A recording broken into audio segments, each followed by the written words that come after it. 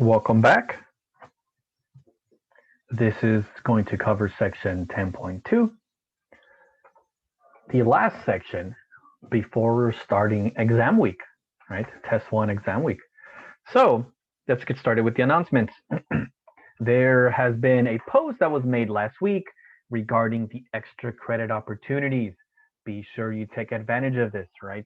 Because, like it was stated in the syllabus, right? I'm not gonna curve the grade, right? I will not bump you over if you are 89.5, right? You have enough extra credit opportunities to do that yourself throughout the semester.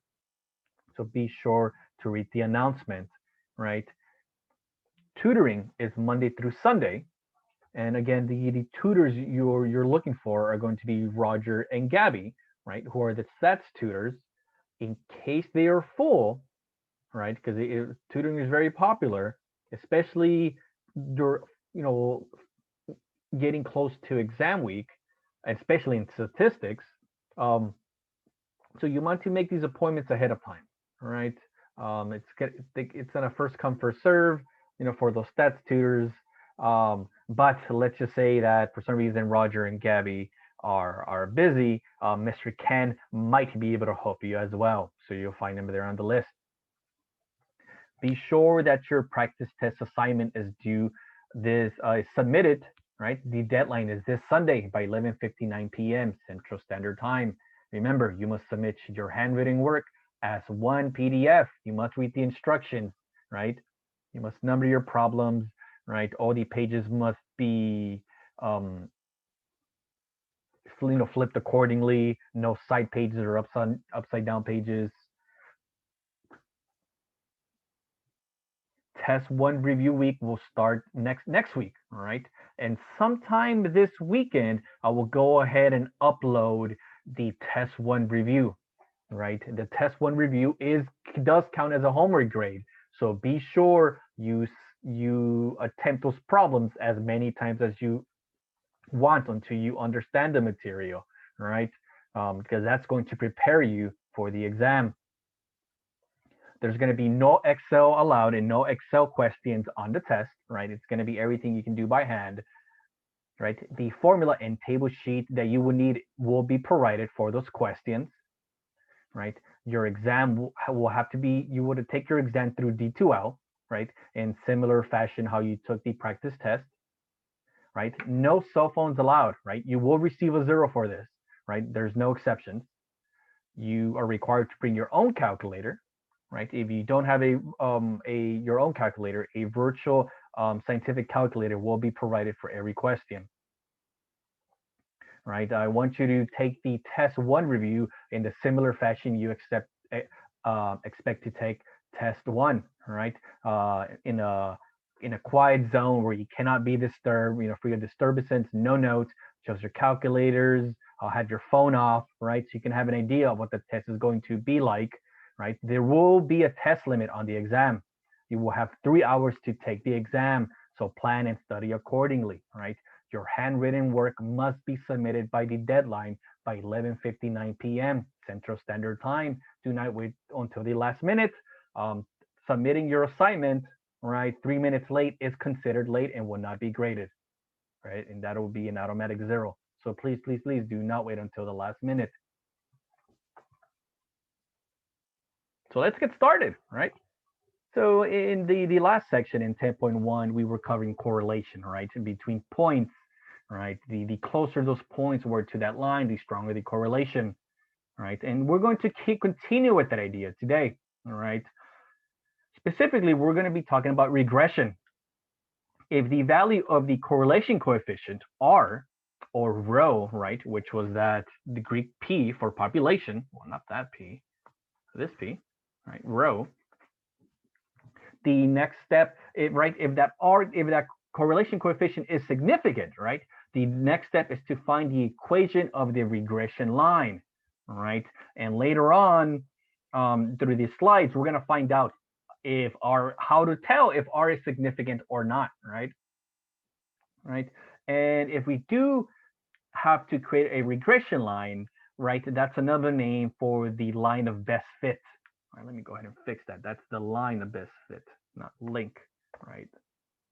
Ganondorf is not here, right? Line of best fit, right?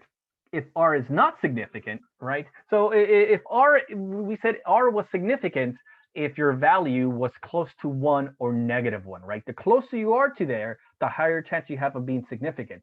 So that means if you're closer to 0, right, then making predictions using the regression line is meaningless, right? The closer you're to 0, that's meaningless. So for example, let's look at the second graph right here to the right, right? You graph your points, and these points look really nice, right? So my correlation is going to be pretty strong, right? This is a rising slope, so my correlation coefficient is going to be close to +1, right?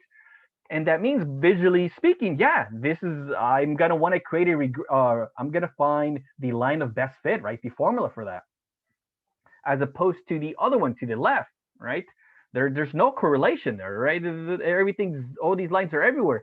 Does my line go like this? Does my line go like this? Right? Does my line go like this? What exactly is my line doing? I don't know, all right? So that means this right one is a good one. This bad one. This left one is not, all right? This left one is not.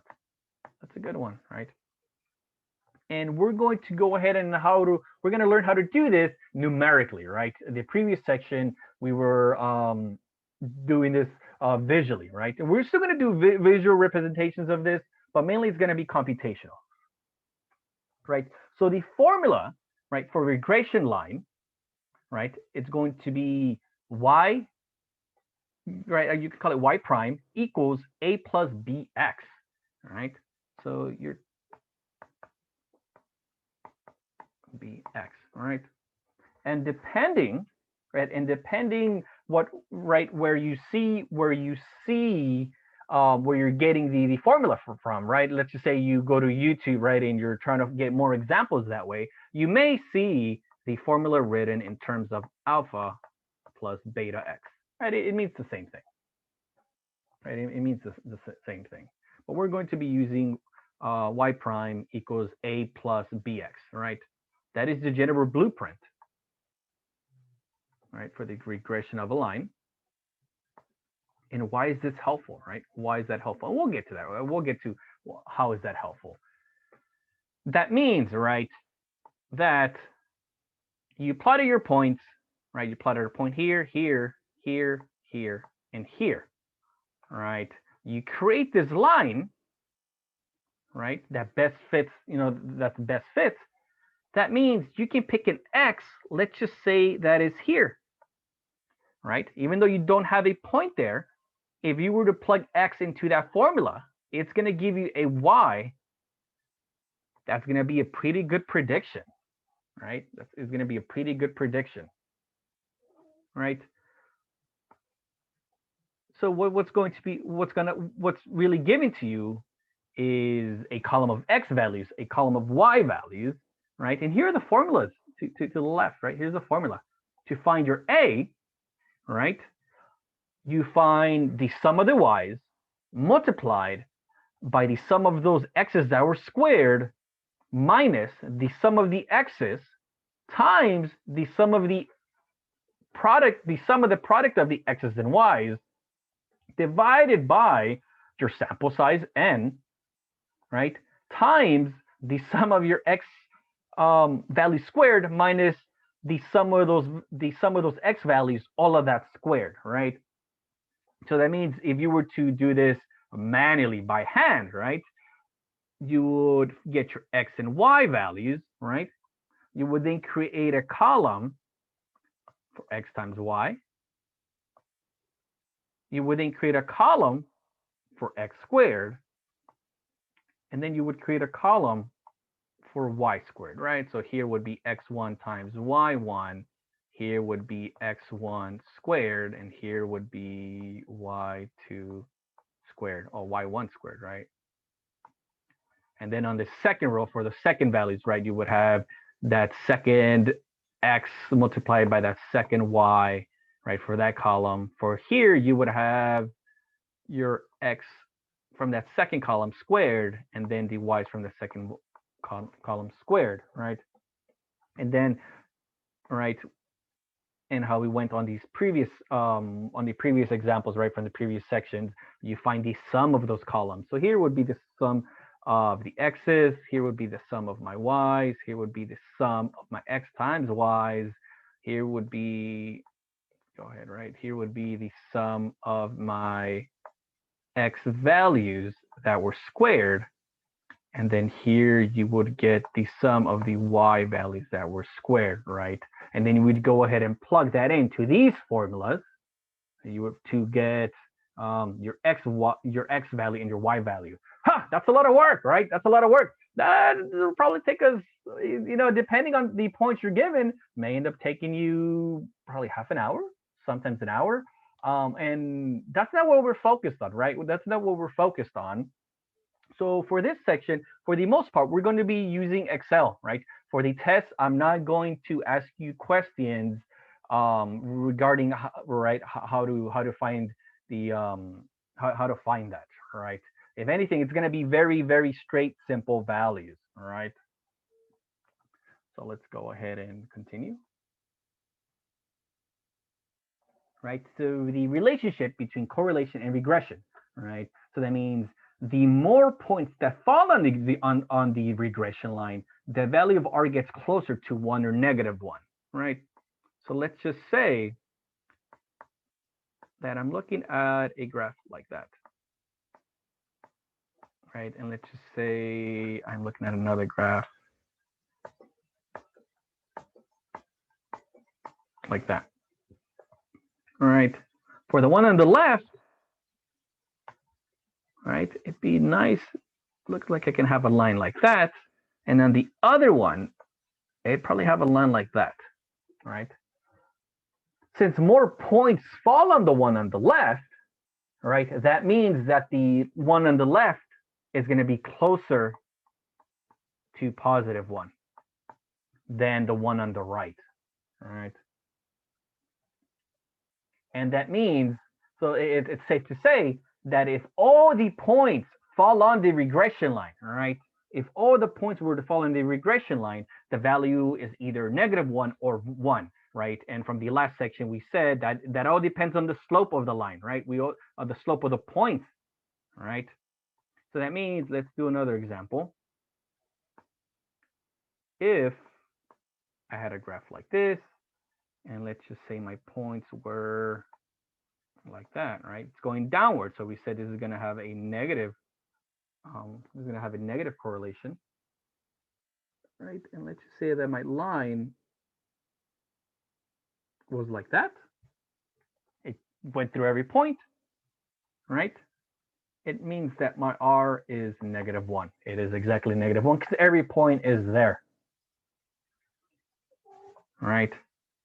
And we said the formula for regression is a+bx, right? And I need you to remember that when R is negative, the value of B is negative, right? Why?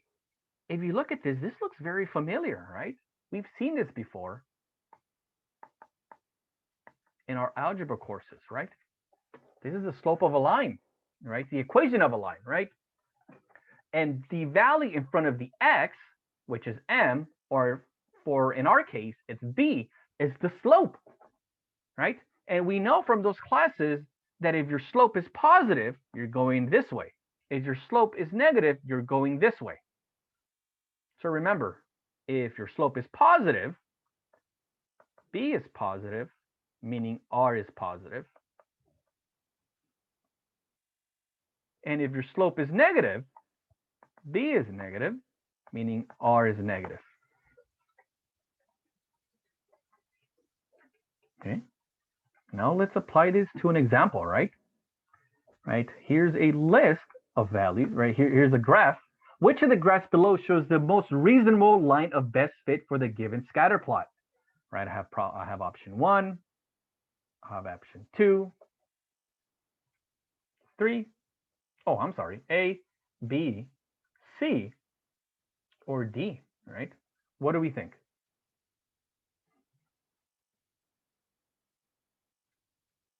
Yes, right? It is going to be, well, right off the back, I can already tell you that it's not going to be C, right? Let's look at C and D. All right, let's look at C and D. What happens? They're right. Even though the points are pretty straight or right in a line, look at that regression line, right? This line here is the regression line. That one here is the regression line. Line of regression, right? That one, line of regression. Right? So right off the back, right? C and D are, I would say, are a bad choice, right? I wouldn't do D. I wouldn't do C, right? Ooh, it comes down to A and B, right?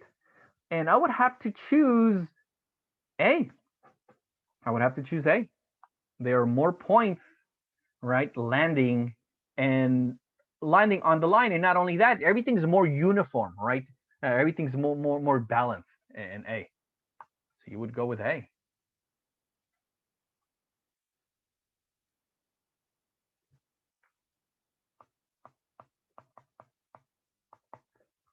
Let's try another example. Right? Which of the graphs below shows the most reasonable line of best fit for the given scatter plot, right? Line of best fit, right? We said line of best fit is your regression, right? Right, I have A, B, C, or D. I'm not liking A. I'm not liking A. Those lower points are way too off. Similar fashion with B, right? So I have C and D, right? And the thing here to remember, just because a few points land on the line, it does not guarantee that is the line of best fit, right? Look at D, right? Even though it's not touching any points, it's the line of best fit is pretty much in the average, within the average of those points, right? That one is a better choice than C, right? Than A, B, C, or D, all right? A, B, C, or D. So just because a point or two or three land on the line does not mean that is the line of best fit.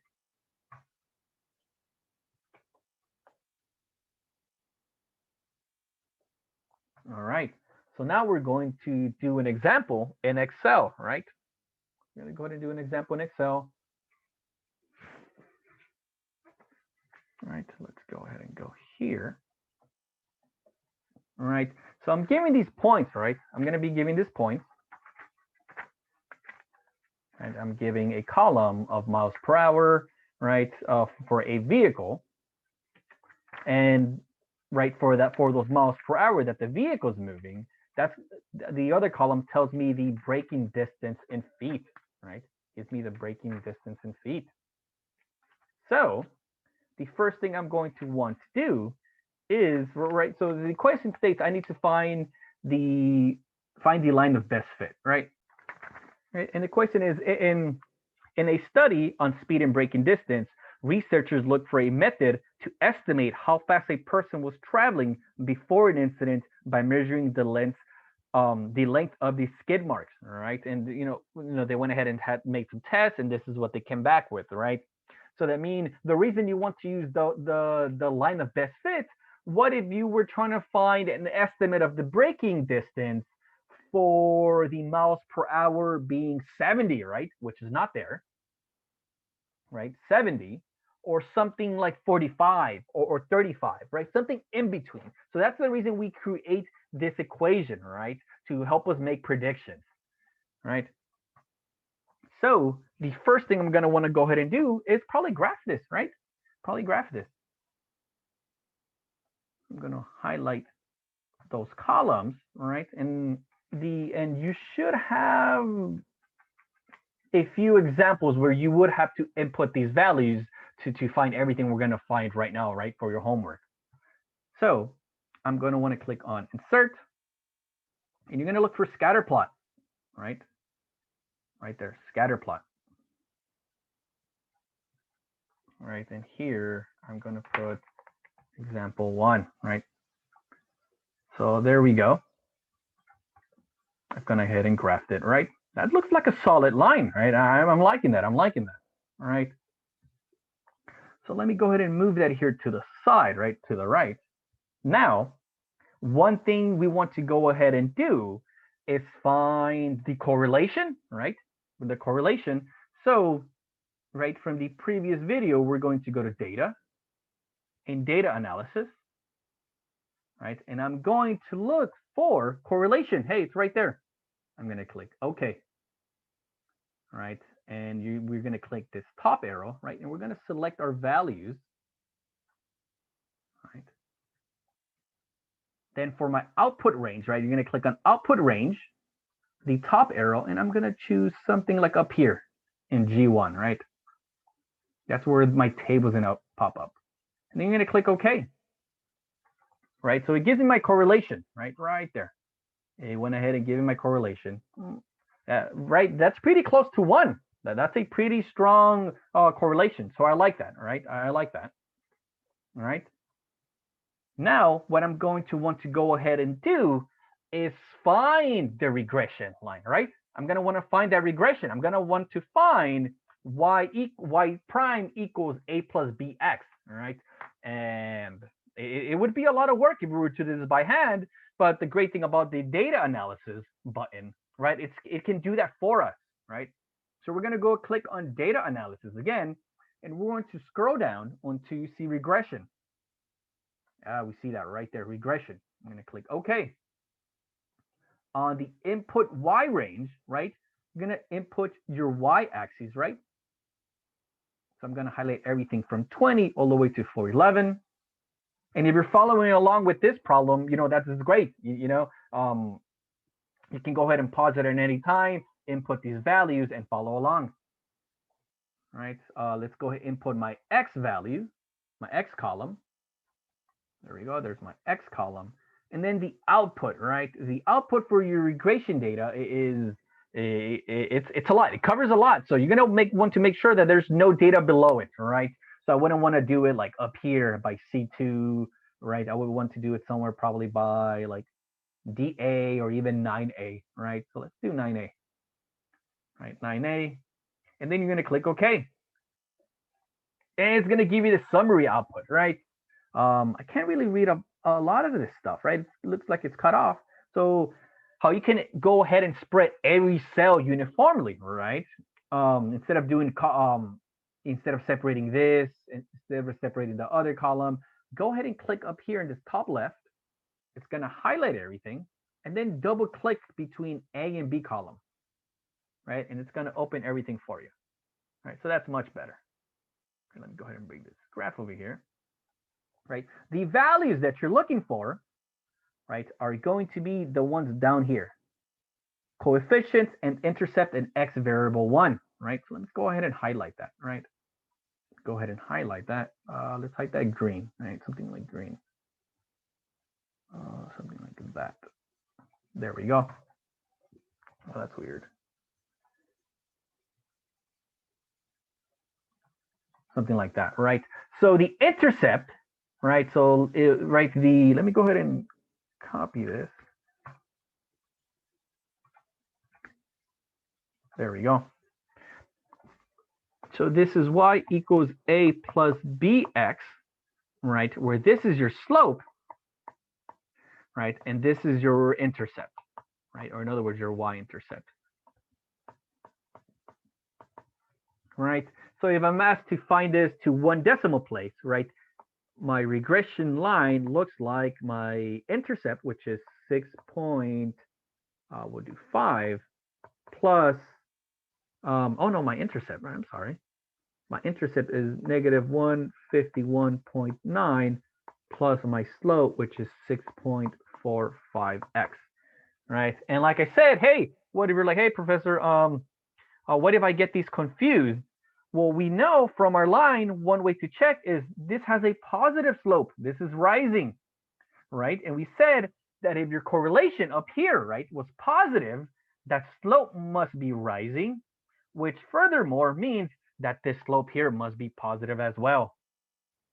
All right. So this is the formula, right? This is going to be the formula, right? And you can plot this line, right? You can plot that regression line in Excel. So once you have your graph open, click on your graph, and on this top right, click the plus button, right? And you're going to click on trend line. Hey, it's right there. Look at that. There's my trend line, right? And if you want to see the actual formula, click this on this right arrow, right? Right there on that plus sign. It's going to open all these values. Click on more options.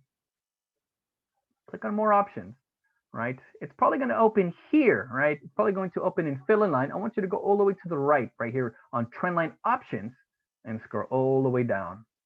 And I want you to click on display equation on chart. Click on that, close this, and look at that. There's my equation.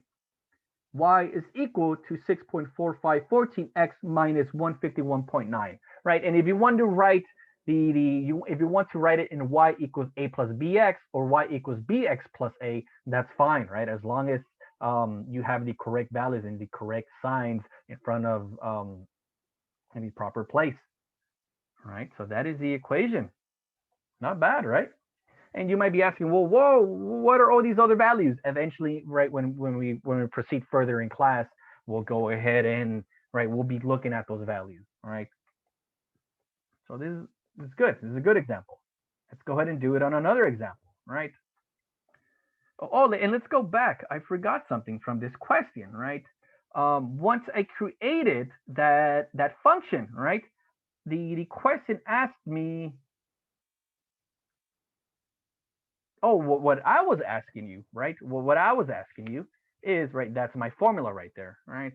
That's my formula right here. My question was, right, where's my question?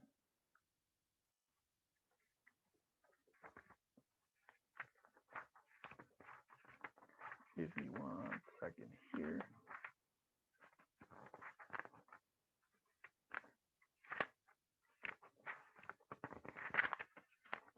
Where are my...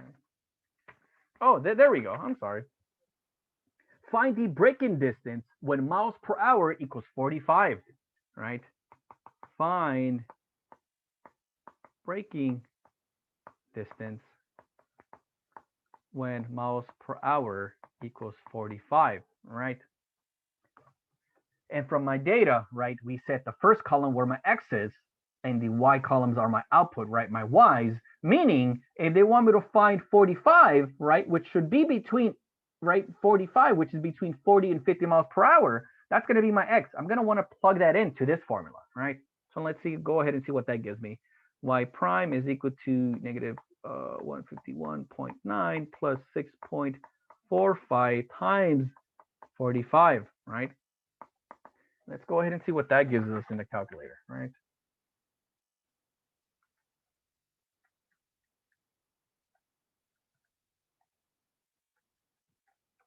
Plug this into the calculator. This gives me 138.4, right? 138.4 feet, all right? And this value, right,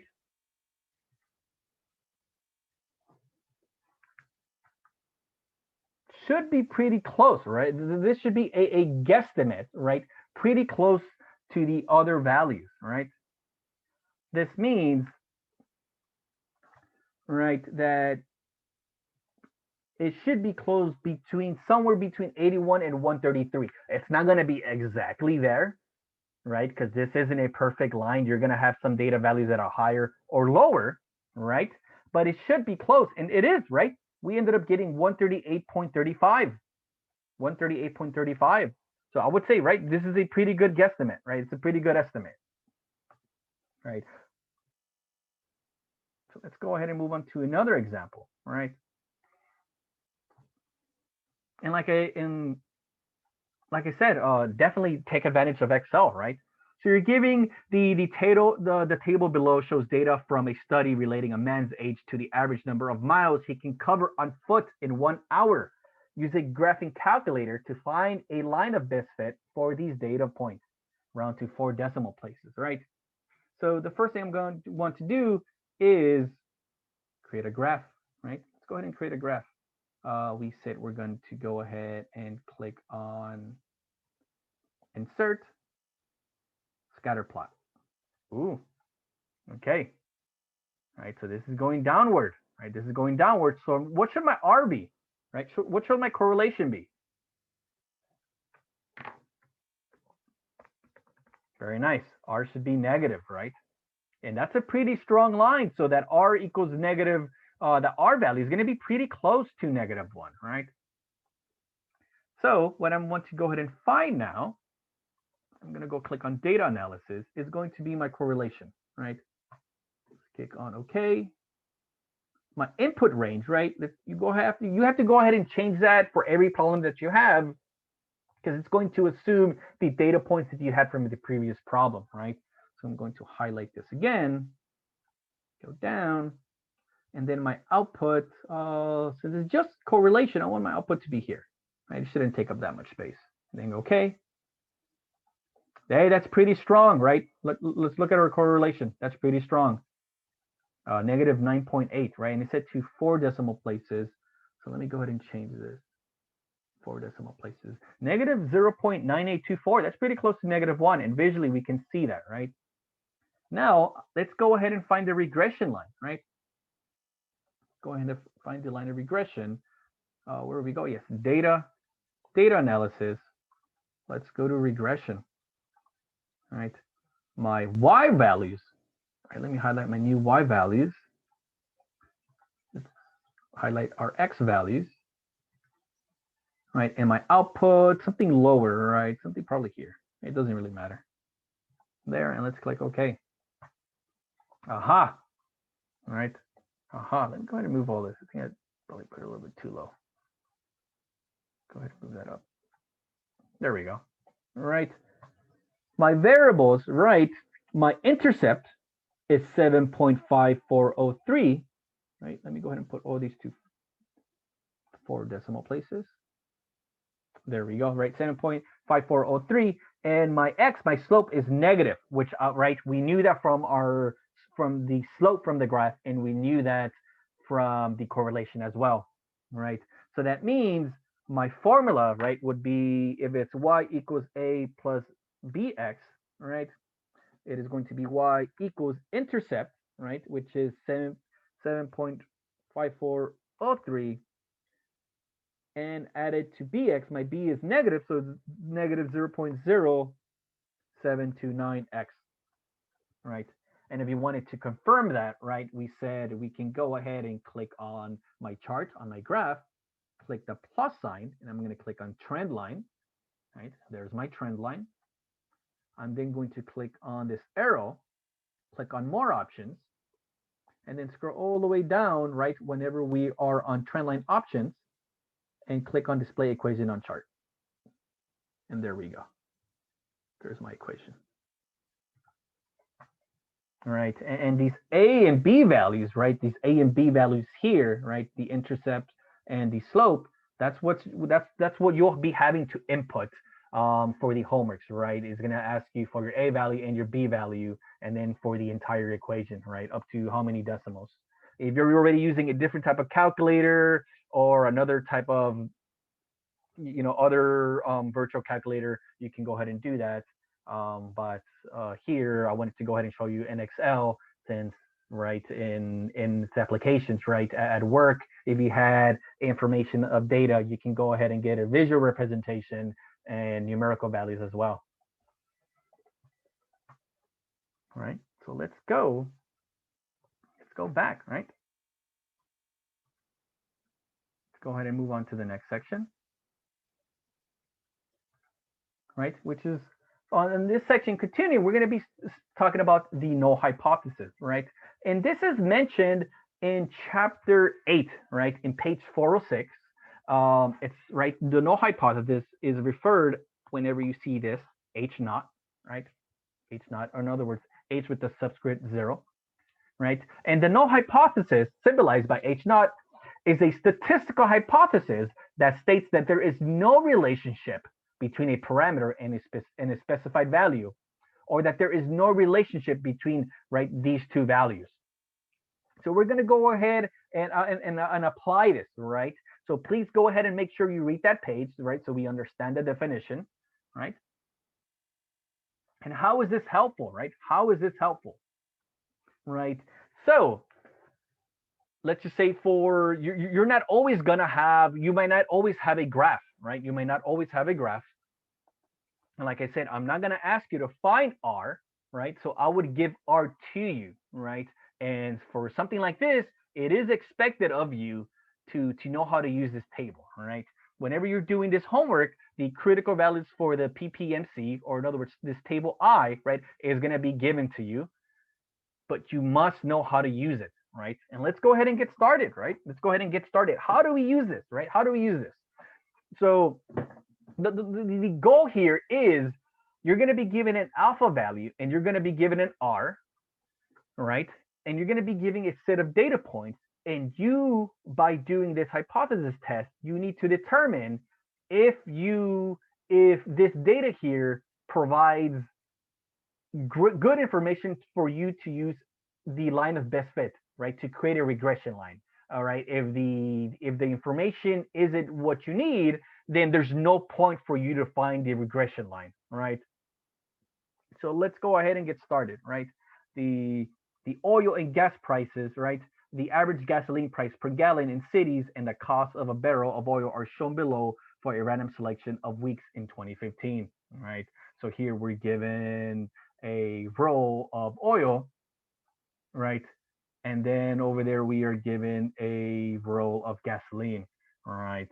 And let's go ahead and see what we can do here, right? And your information, you're given more information below, right? The correlation coefficient, or R, is 0.929, and the alpha that we're going to be using, right, equals 0.01, right?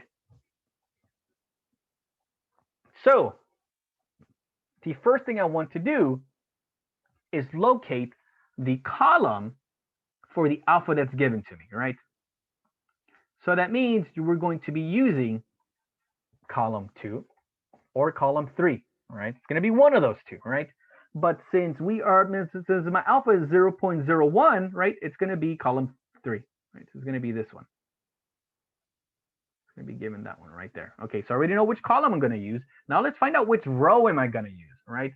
In the row, to find the row, right, to go ahead and find the row, you're going to be using this formula, right? It's going to be called, you're looking for your degrees of freedom, right? That is what the first column stands for, DF, degrees of freedom, and that's found by your sample size minus 2, right? My sample size here is, how many columns do I have, right? I have 1, 2, 3, 4, 5, 6.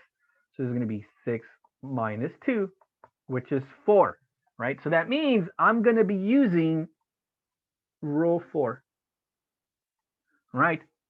Because I'm using row 4, you're going to narrow down that row in the column. So I'm looking for the value that intersects with that row. So I'm going to be looking at the value 0.917, right? That's the value that I'm going to be using, 0.917.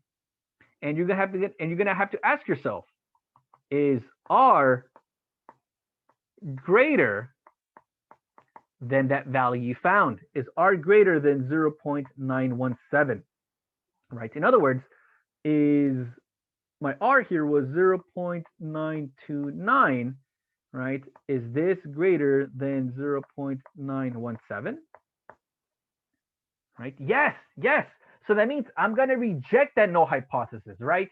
I'm going to go ahead and reject the null hypothesis, and that means I have to find the line of best fit, right? So if your null hypothesis is if your R is greater than that value, you reject the null hypothesis and you apply regression analysis, right? In other words, you apply regression analysis, which means find line best fit, right? In other words, find the regression of the line, right? So that means that I can input all this data, right? I'm gonna have to input this data, which is right there, right? I'm gonna have to input this data into Excel, and I'm going to have to find my equation of a line, right? Let me go ahead and input these values. And what we said before, right, that the X and Y doesn't matter which one you make X or Y, because the correlation would always be the same, right? It's always going to be the same. But I usually what I like to do is I like making the first one X and the next one Y, right? And here we are, right? Here are my values set up, right? The first column being oil and the second column being gasoline. And so you might be saying, why did I reject this, right? Why did I reject the null hypothesis and why did I continue? Remember, why is that?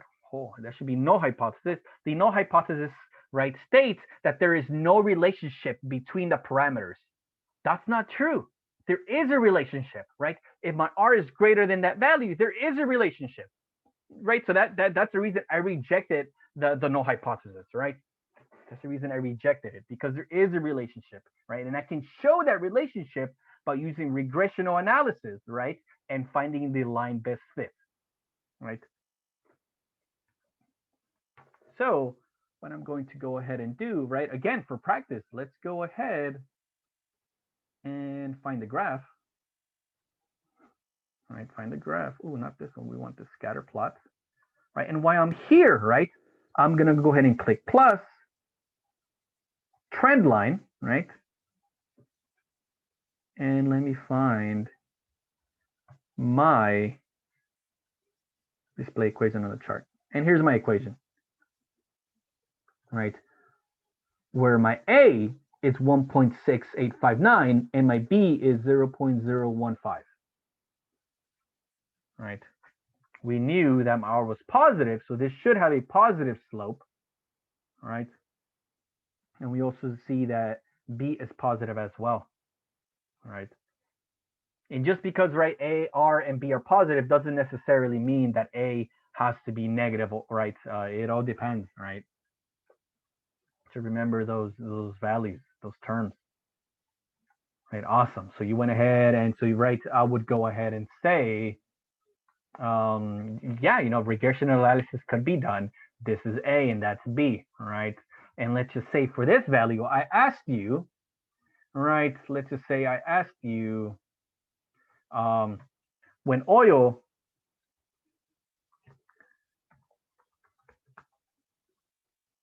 is $60,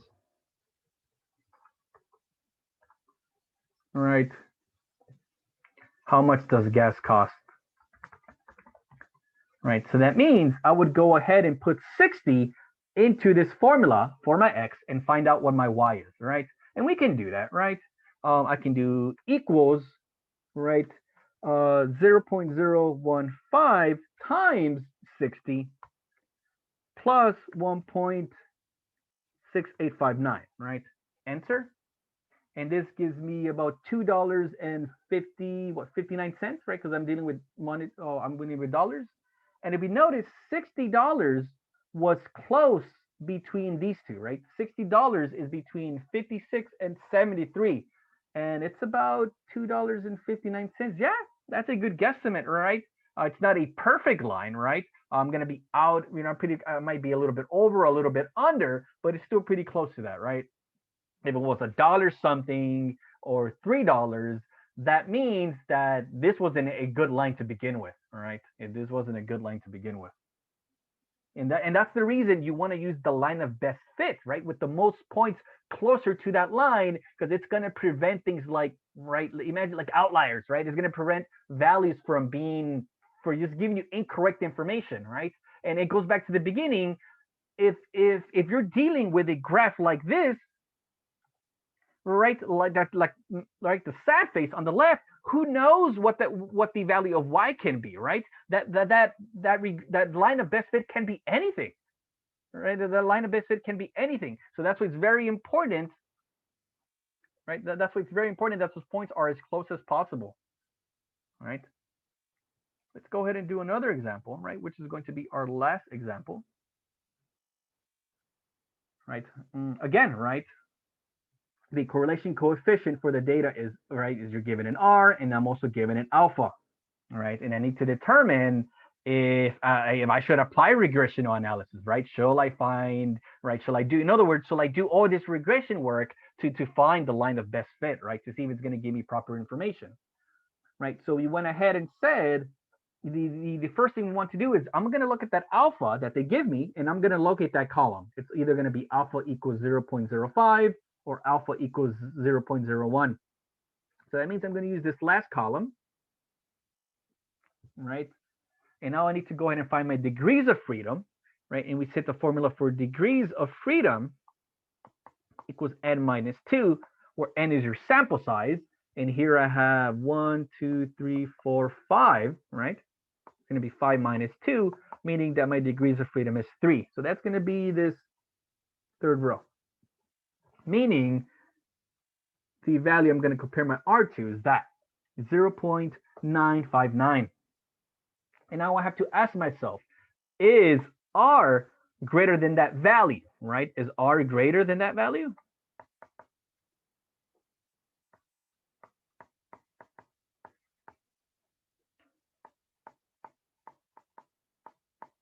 Right? So is, what's my R here? 0.802, is 0.802 greater than 0.959? No, it's not, right? No, it is not, right? So that means the null hypothesis is not rejected, right? The null hypothesis is true, that there is no relationship between those parameters, right? Right? I would not reject the null hypothesis. And in other words, I'm not going to do regression analysis here. This shouldn't be done, right? Because it's not going to give me proper information. It's not going to give me correct information. It's going to give me incorrect information. And what's the point, right? I collected all these values, and what's the point of getting incorrect information, all right? There's no point in that, all right? So that means for these values here, for this data that was taken, I'm sorry, but there's nothing we can do, and right, and that's what happens in statistics, right? You're going to collect data, and sometimes the data you collect is going to be nice. Sometimes the data you collect is not going to be nice, right? Right. Right, if you ended up collecting data, for like for an example here, this is going to be pretty much there's nothing I can do here, right? There's nothing I can do, right? So in other words, R was not greater than that value I found, right? Meaning the null hypothesis is not rejected, meaning the null hypothesis is true. Right? There is no relationship between the parameter and our specific value. All right. So this concludes section 10.2. If you have any questions, please don't hesitate to send me an email. Remember, tutoring. It's going to make a difference. All right. And thank you very much for your time, and I hope you enjoy the rest of your day.